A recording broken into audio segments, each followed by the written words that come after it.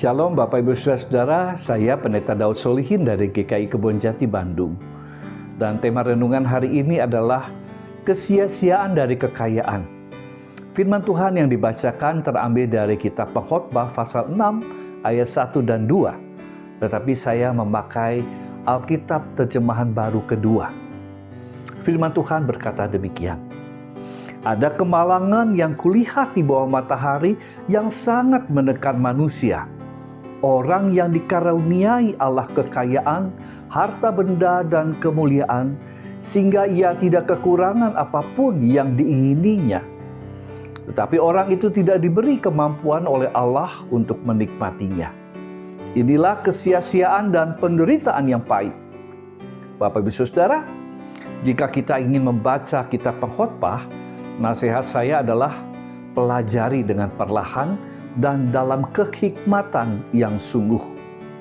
Dan kalau kita mau berada dalam situasi ini, maka kita akan memahami bahwa pesan hikmatnya ada di dalam atau ada di antara dua sudut pandang atau dua sisi yang saling berlawanan masing-masing dan dalam posisi yang sederajat. Bapak Ibu Saudara, Pengkhotbah atau Kohelet tidak mempersoalkan apakah boleh atau tidak seorang Kristen menjadi kaya. Tetapi yang diperhatikannya adalah ketika seseorang menjadi kaya, tetapi ia tidak diberikan kemampuan oleh Tuhan untuk menikmati kekayaan yang dia miliki sebagai upah kerja seumur hidupnya. Malahan orang lain yang akan menikmatinya, walaupun orang lain itu adalah istri dan anak-anak kita, keluarganya sendiri.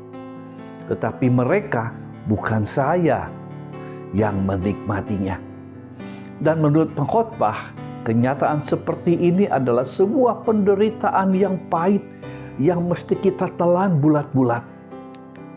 Contohnya, seorang kakek yang berusia 74 tahun yang bernama Bai Fang Li, selama 16 tahun ia menjadi tukang beca di Tianjin, Tiongkok, karena termotivasi ingin membantu 300 anak-anak miskin yang tidak bisa membiayai pendidikan sekolah mereka.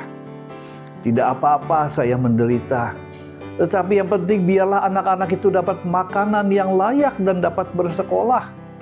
Dan saya bahagia melakukan semuanya itu. Itu katanya ketika ditanya orang-orang mengapa ia mau berkorban sedemikian besar untuk orang lain tanpa mempedulikan dirinya sendiri. Dan pada saat terakhir, ia menyerahkan donasi kepada guru anak-anak. Ia berkata, "Maafkan saya, ini adalah pemberian saya yang terakhir, karena saya sudah tidak mampu lagi bekerja." Ya, usia saat itu dia sudah sakit-sakitan dan umur 93 tahun ia meninggal dunia. Dan dia mewariskan sekitar 470 juta rupiah atau 350 yuan. Dan ini ukuran tahun 1985. Bai Fang Li memang tidak bisa menikmati kekayaan untuk dirinya sendiri. Tetapi ia berikan kemampuan oleh Tuhan untuk mengelola rezeki tiap hari yang dikerjakannya dari jam 6 pagi sampai jam 8 malam. Sebagian besar pendapatannya dengan rela ia berikan untuk dana pendidikan anak-anak di panti asuhan itu. Bapak Ibu Saudara, ketidakmampuan kita untuk menikmati kekayaan adalah karena semua, yaitu kekayaan, kekuasaan, orang berhikmat dan orang bodoh, umur panjang, semua yang dianggap tanda keberhasilan seseorang dalam kehidupan akan berakhir pada kesia-siaan.